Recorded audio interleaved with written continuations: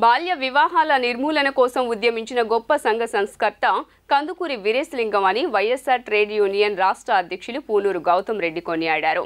బాల్య వివాహాలకు నిరసనగా ఆయన పెద్ద ఎత్తున నిరసన ఉద్యమం చేపట్టారని గుర్తు చేశారు. ఉపాధ్యాయుడిగా పనిచేస్తూ పిల్లలకు పాఠాలతో పాటు సంఘ సంస్కరణ భావాలను బోధించారని తెలిపారు. వైఎస్ఆర్ ట్రేడ్ యూనియన్ రాష్ట్ర కార్యాలయం నందు కందుకూరి వీరేశలింగం పంతులు 176వ జయంతి వేడుకలు ఘనంగా నిర్వహించారు. ఈ సందర్భంగా ఆయన చిత్రపటానికి వైఎస్ఆర్ ట్రేడ్ యూనియన్ రాష్ట్ర అధ్యక్షులు పూనూరు గౌతమ్ రెడ్డి పూలమాలలు వేసి నివాళులర్పించారు.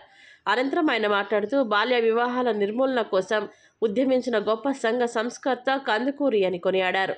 మూఢనమ్మకాలపై యుద్ధం ప్రకటించారని అన్నారు. 1848 ఏప్రిల్ 16న రాజమండ్రిలో ఆయన జన్మించారని, బాల్య వివాహాలకు నిరసనగా ఆయన పెద్ద ఎత్తున నిరసన ఉద్యమం చేపట్టారని గుర్తు చేశారు. ఉపాధ్యాయుడిగా పనిచేస్తున్న పిల్లలకు పాఠాలతో పాటు సంఘ సంస్కరణ భావాలను బోధించారని చెప్పారు.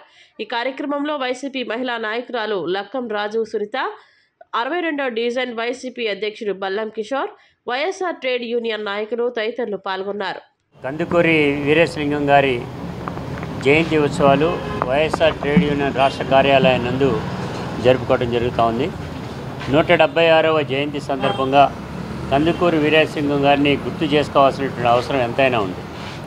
కారణం ఒకటే, ఈ భారతదేశంలో అనేక మంది మహిళలు పడుతున్నటువంటి ఇబ్బందులని గ్రహించి వాటి యొక్క సమస్యల్ని ఎలుగెత్తి చాటడమే కాకుండా వితంతు వివాహాల ప్రోత్సహించటం, మహిళలు కూడా చదువుకోవాలని చెప్పడం, ఆ చదువుకునేటువంటి మహిళలు కూడా కో ఎడ్యుకేషన్ ఉండాలి అనేటువంటి పద్ధతిలో ఆయన ఎలుగెత్తి చాటినటువంటిది. ఆయన ఆంధ్రవాసి, రాజమండ్రిలో జన్మించినటువంటి మనిషి. అదేవిధంగా దేశవ్యాప్తంగా ఆయన యొక్క వ్యాఖ్యలు అన్నింటినీ కూడా ప్రకంపనలు లేవనెత్తడం అనేటువంటి జరిగింది.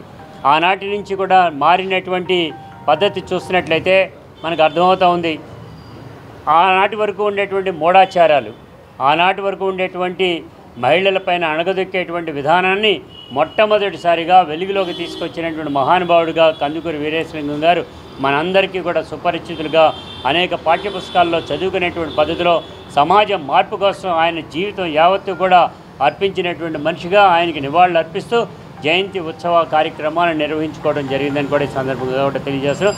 హాజరైనటువంటి ట్రేడ్ యూనియన్ నాయకులు, వైఎస్ఆర్ పార్టీ నాయకులందరికీ కూడా పేరు పేరు మీద ధన్యవాదాలు తెలియజేస్తాం. అత్యంత సంపన్నతుడు, అదే స్త్రీ జనోద్ధరకుడు, బహుముఖ ప్రజ్ఞాశాలి అయిన కందుకూరి వీరేశలింగం గారి 176వ జయంతి వేడుకలు జరుపుకోవడం మాకు ఆనందదాయకంగా ఉంది.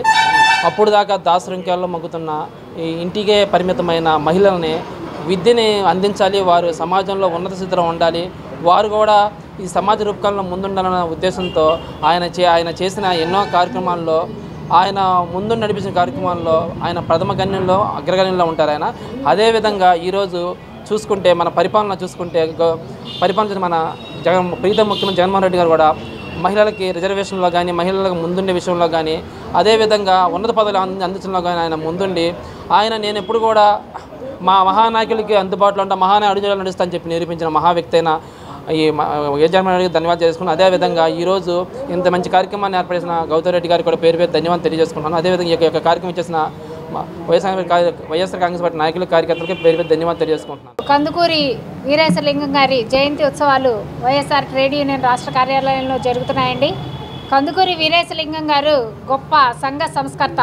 ముఖ్యంగా మహిళలకు ఆనాటి కాలంలో మహిళలని వెలివేయబడినట్టు, తర్వాత బాల్య వివాహాలతోటి మహిళల్ని చిన్నప్పుడే వివాహం చేసి తర్వాత వాళ్ళు వితంతువులు అయిన తరుణంలో వారిని సంఘానికి దూరంగా, కుటుంబానికి దూరంగా వాళ్ళని వెలివేసినట్టు చూసేటటువంటి సంస్కృతి నుంచి ఆయన మహిళలకు మేలు చేయాలి అన్న ఉద్దేశంతో బాల్య వివాహాలు చేయకూడదు అని, వితంతువులు కూడా మళ్ళీ వివాహం చేయాలి అని చెప్పి పునరుద్ధరించడానికి కంకణం కట్టుకున్నటువంటి వాళ్ళల్లో ప్రథమ వ్యక్తి అని చెప్పి చెప్పచ్చు.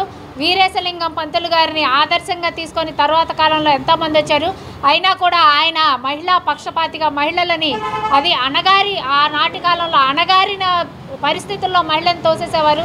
అలాంటి స్థితి నుంచి మహిళలకు కూడా సమాన హక్కులు కావాలి, వాళ్ళకు కూడా జీవించే హక్కు ఉంది, ఇవన్నీ కూడా చెప్పినటువంటి గొప్ప సంఘ సంస్కర్త అండి.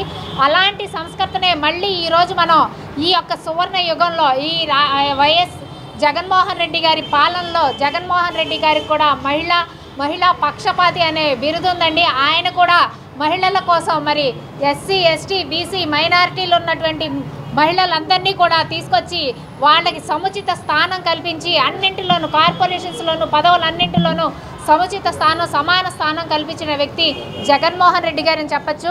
కాబట్టి ఇలాంటి వాళ్ళని ఇప్పుడు వీరేశలింగం గారి లాంటి వాళ్ళని ఆదర్శంగా తీసుకొని మరి మన ముఖ్యమంత్రి గారు కూడా పాలన కొనసాగిస్తూ ఉన్నారు.